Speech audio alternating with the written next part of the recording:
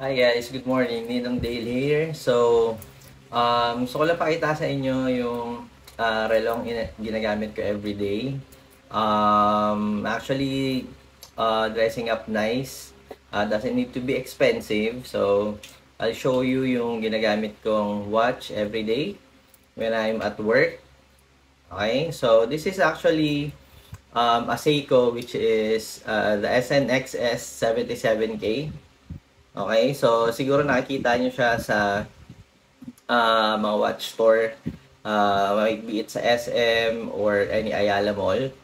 So this is actually an automatic watch which is under the Seiko 5 collection.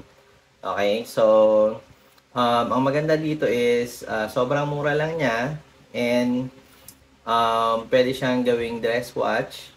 Okay, so for client visits or mga client meetings, pwede nyo siyang suotin.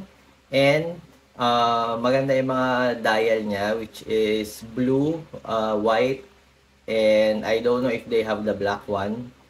Okay, pero itong kinuha ko is the blue one. Okay, perfect siya. Kahit anong suot mo, dark, light, mapa-jeans ka man, naka-jeans ka man, or naka-polo. This is actually a good match. And ang maganda sa kanya is it does have a display case back. Ayan, makikita nyo. Ayan. Okay. So, nakikita nyo yung movement sa loob. Ayan. Okay. Not sure kung kita nyo sa ilaw, pero ayan.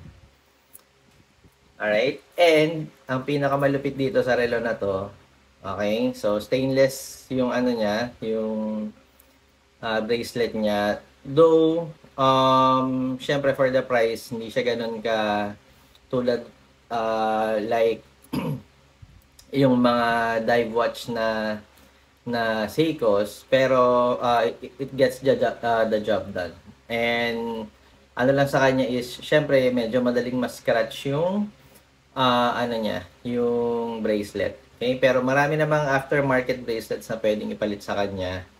Okay, and pinakamaganda rito is you can only get it for 6,000 pesos. So, yung mga nagsa-start out dumiin dyan, as Tito Mikey said, you can start with this watch, see how you like automatic watches, see how would they appeal to you, kung magugustuhan nyo. So, at least hindi kayo kailangan gumastos ng 16,000, 14,000 for a good automatic watch. So you can start with this one. And maganda siya kasi it can be worn on a small wrist. I think this is just around 36 to 38 millimeters.